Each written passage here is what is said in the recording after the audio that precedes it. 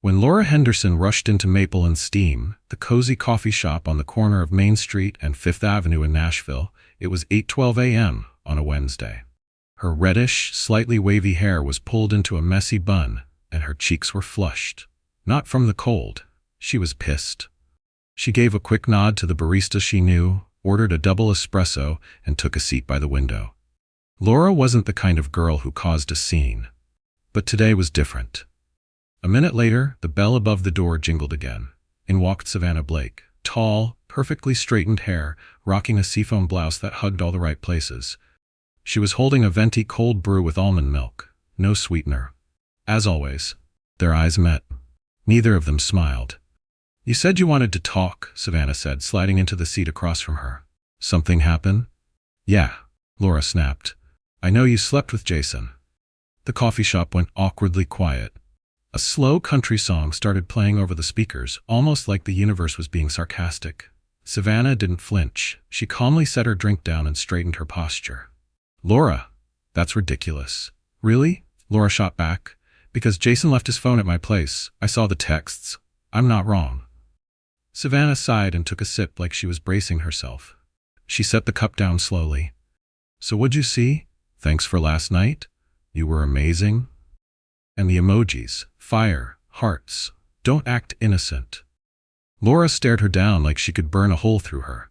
They'd been friends since college, shared everything.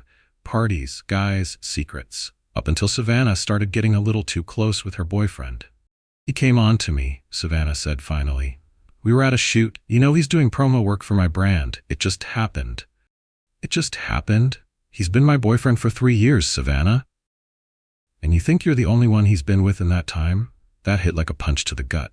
Laura's hand started shaking. She didn't want to cry, not here, but the betrayal had a familiar sting. The kind she hadn't felt since high school when her ex dumped her for the cheer captain. Only now it was deeper, sharper, grown-up kind of pain. Savannah, of course, looked calm, composed. She always was. That's how she built Blake & Co. into a viral lifestyle brand, by selling trust. Authenticity. But now Laura knew exactly what that trust was worth. "It's over," Laura said, standing up. "With you, with him, all of it." But she was wrong. It wasn't over. It was just beginning. 2 days later, Laura woke up to a phone buzzing like crazy. Instagram, Twitter, even LinkedIn. A video had gone viral. Someone at Maple and Steam had caught the moment she shouted, "You ruined my life," at Savannah, and posted it with the caption, "Real-life drama in Nashville." Thousands of comments. Some had her back. Others called her crazy, emotional, unstable. But the worst part? Savannah posted an apology to her stories. Beige background, glossy tears, perfect lighting. "I made a mistake. We all do, but I don't deserve to be bullied. I just want peace." The post racked up over 1 million likes. Jason's was one of the first. Laura stared at her screen, stomach dropping. Somehow she was the villain now. Savannah flipped the whole thing to her advantage, again. And just when Laura thought it couldn't get worse, her phone buzzed with a new message. From unknown. "You're not the only one. He's done this before. Want the truth?" There was a screenshot. Jason, kissing another girl, not Savannah, not Laura, someone else. That's when it hit her. This wasn't just cheating, it was a pattern. And if she wanted the truth, the full truth, she'd have to dig deeper, way deeper. It had only been 3 days since Laura Henderson's world imploded. In that time, she'd lost her boyfriend, her best friend, and, if we're being honest, her reputation with half of Nashville. The other half? They were watching it all unfold like a live episode of The Real Housewives Music City. But for Laura, this was real. Ever since she got that message from the unknown sender, she couldn't focus on anything else. The screenshot, Jason, arms wrapped around another woman at a bar, was too clear to deny. And the timestamp? From last week. While he was supposedly on a business trip in Atlanta. She'd even bought him a damn charger at the airport. Waved goodbye like an idiot. She'd been messaging with the unknown for 2 days. Turned out to be someone using the handle Echo Revealed, claiming to have proof Jason wasn't just a serial cheater but a manipulator who used women for both romance and business. "I want to meet," Laura finally typed, late Thursday night. The reply came a minute later. "Tomorrow, 10 a.m. behind the old tire depot on 12th. Come alone." It had sketchy written all over it. but something in her gut said this person was telling the truth. The next morning, Laura showed up at the lot. It was chilly. The air smelled like rubber and gasoline. Not a soul around, just one old pickup and a figure in a black hoodie standing by it. "You Echo?" Laura asked. The figure pulled the hood back. It was a woman, maybe mid-30s. Dark ponytail, sharp features. She looked like someone from an indie crime thriller. "Name's Tess," she said. "I'm one of his exes, not the only one." She handed Laura a tablet. On screen, a folder labeled JS Pattern Evidence. Photos, text messages, bank records. All proof that Jason Manning had been playing this game for years, hooking women romantically while convincing them to invest in his startups. "He used me," Tess said, "just like he used you. And Savannah. Although, her situation's messier." Laura's eyes narrowed. "What do you mean?" She knew. From the start, she's in on it. Tess tapped the screen. Bank transfer. Account name Savannah Blakely. Amount $50,000. Memo line media promotion. But according to Tess, that money came from another woman Jason had conned. "They're a team," Tess said. "He seduces, she smooths it over. Then they spin it into a brand, a redemption arc, a love story, all for the clicks and the cash." Laura stood there frozen. This wasn't just personal anymore. It was a con. And she wasn't the only victim. That night, Laura did something she'd never done before. She logged onto Reddit, made a burner account, @RedHenTruth, and posted in "Arsh true off my chest. I just found out my ex and my ex-best friend are running a con. He seduces women, convinces them to invest in fake businesses, and she turns the mess into a redemption story. All for views, followers, and money. No one wants to hear the truth because they're hot and charming, but it's real." The post blew up overnight. Thousands of upvotes. People started sharing their own stories. Women from Chicago, Austin, even LA. Some had dated Jason. Others had been mentored by Savannah. Same ending every time. Used, manipulated, ghosted. Meanwhile, Savannah was busy filming her latest YouTube video. "Sometimes, to become who you're meant to be, you have to lose everyone. Today I'm sharing my truth. Jason, he's not perfect, but he's my person. And yes, mistakes were made, but haven't we all made them?"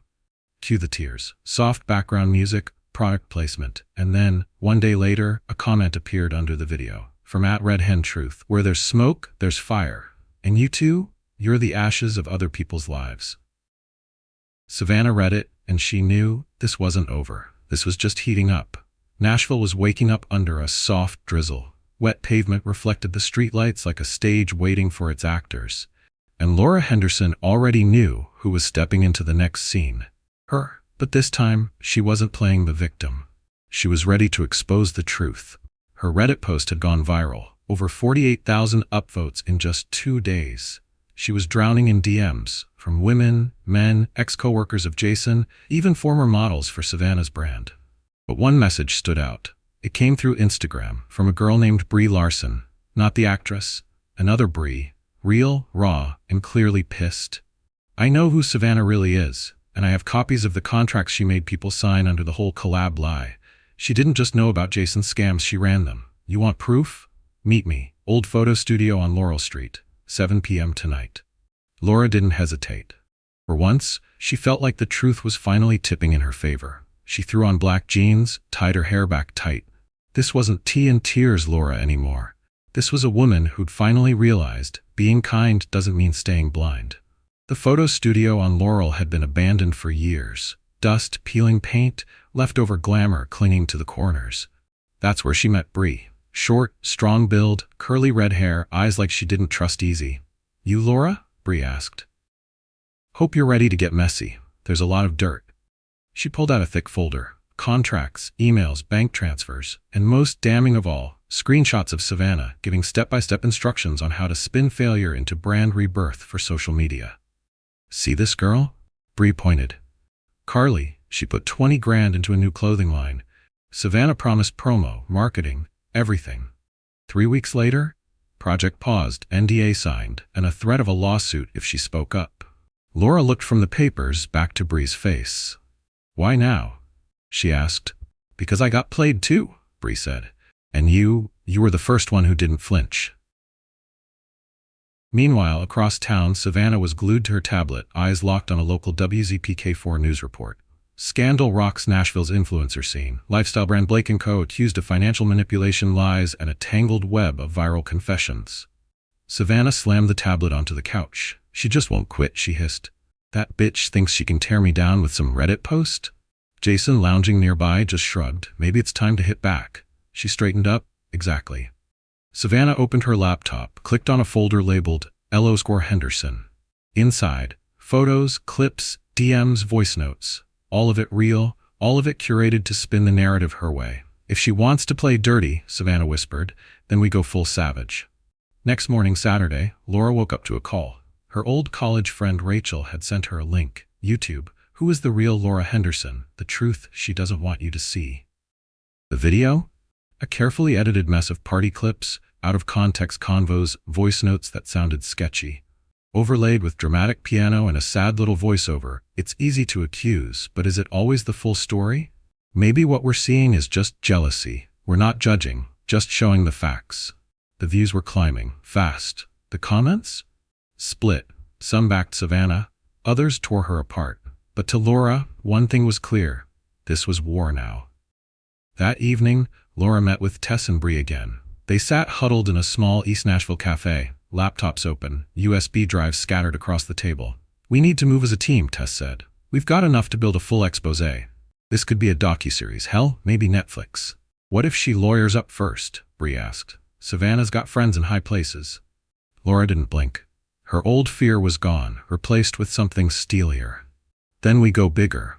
Journalists, podcasts, TikTok, Insta, whatever. If they play the clout game, we'll play it louder. Meanwhile, Savannah was filming her next clip, this time under the pretense of a charity livestream. We're raising funds for women affected by online hate, she said into the camera, because every voice deserves to be heard. Her voice shook, but not from fear, from fury. She knew the walls were cracking, and if they fell, everything she built would go down with them. Then, there was a knock at her door. Savannah opened it. A woman in a sharp suit stood there, flashing a badge. Agent Jamie Wells, FBI. We've got a few questions regarding social media fraud and financial misconduct. Savannah's face didn't move, but the mask, it cracked. Savannah sat across from Agent Wells in a spacious room with beige walls. For a federal office, the space was surprisingly cozy. But she wasn't paying attention to the decor. What exactly do you mean by social media manipulation? Her voice was calm, almost too perfect. Agent Wells flipped through the file. According to our intel, you and a Jason Manning were involved in a scheme where you attracted private investors for fake startups, then used high-traffic platforms to shape public opinion and pressure the victims. Do you really think that's just PR? Savannah's cheeks flushed. It was PR, a media strategy. Everything we did was legal. People agreed to it. They signed contracts. Under threat of reputational damage, Wells said evenly, and in some cases without full disclosure of the risks. We've got the emails. Oh, and one more thing. We've secured a warrant for access to both your corporate and personal accounts. Our team will be accompanying you to temporarily lock down your digital assets. Savannah clenched her jaw.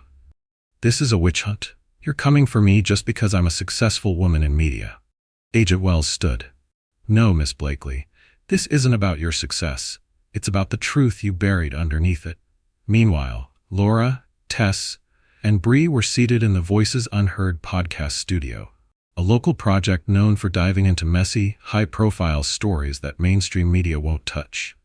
So today, the host Mark said, we've got 3 women in the studio who've come forward to expose a web of influence, manipulation, and blackmail in the world of social media influencers. Welcome. Laura took a deep breath. This was live. Thousands were listening.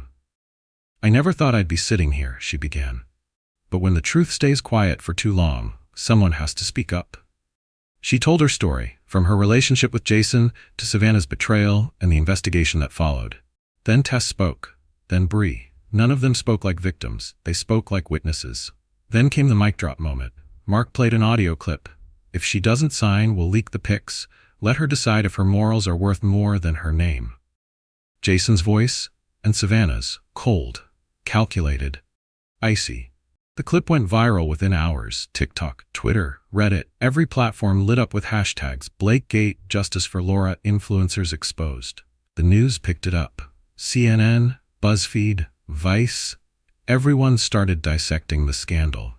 Even The Tonight Show with Jimmy Fallon ran a parody. An actress in a blonde wig pretending to cry in a fake apology video, standing in front of a banner that read, "Sorry I got caught." Meanwhile, Jason was trying to run. According to the FBI, he'd bought a one-way ticket to Mexico under the name John Smith and was already at the airport. But he didn't make it to the gate. Jason Manning, an agent, said at passport control, "You're going to want to come with us." Jason's phone buzzed in his pocket. A message from Savannah. "It's over. Get a lawyer. Fast." That night, Laura stood out on her balcony, phone in hand. The Instagram icon blinked with notifications. Her latest post read, "Sometimes the truth takes time, but when it finally shows up, it burns through every lie. I'm done being silent for good." She dialed Tess. "This whole thing, it's insane. I thought I'd never get back up after him. But now, I just want other people to know. You're not alone." Tess smiled on the other end of the line. "Tomorrow's a new chapter, Laura, and we've still got a little something up our sleeve." "What is it?" "You'll see. Just trust me. It's going to be loud." The next morning, American internet woke up to a brand new YouTube video. The channel, unexpectedly titled, "Behind the Influence." It was the first episode of an investigative series produced by Laura, Tess, and Bree. The opening shots showed a dimly lit studio. Laura's voiceover kicked in. "We're here to show you what really hides behind the pretty profiles. How charm became a weapon. This isn't revenge. This is a warning." Then, the logo flashed, and the name of the next target appeared. The camera zoomed in on an Instagram profile belonging to Savannah's close friend, a powerful attorney who'd helped draft the fake deals. Savannah sat frozen in front of her TV, her face pale, her hands shaking. This wasn't drama anymore. This was real exposure. And in the background, a familiar voice echoed. Something Laura once said back in college. "You can play a role for a while, but eventually the stage disappears, and all that's left is just you. No lights, no applause, no script." 6 months later, spring had fully arrived in Nashville. Bright sun, light breeze, and the faintest hint of jasmine in the air. But for Laura, the day smelled like something else entirely. Closure. She stood outside the county courthouse in a navy blue suit, a folder in hand. Not as a defendant, not as a victim, but as a witness. The witness. The trial, State of Tennessee versus Blake & Co., had turned into the biggest courtroom drama of the year. Cameras, bloggers, reporters from all over the country. Inside the courtroom, the tension felt like the final seconds of the Super Bowl. Savannah sat at the defendant's table. No makeup, hair pulled into a tight bun. Her lawyer looked like he was one question away from giving up. Jason was in another courtroom. He'd taken a deal, agreed to testify against Savannah in exchange for a lighter sentence. Laura glanced at her. Memories came flooding back. The parties, the laughter, the promises.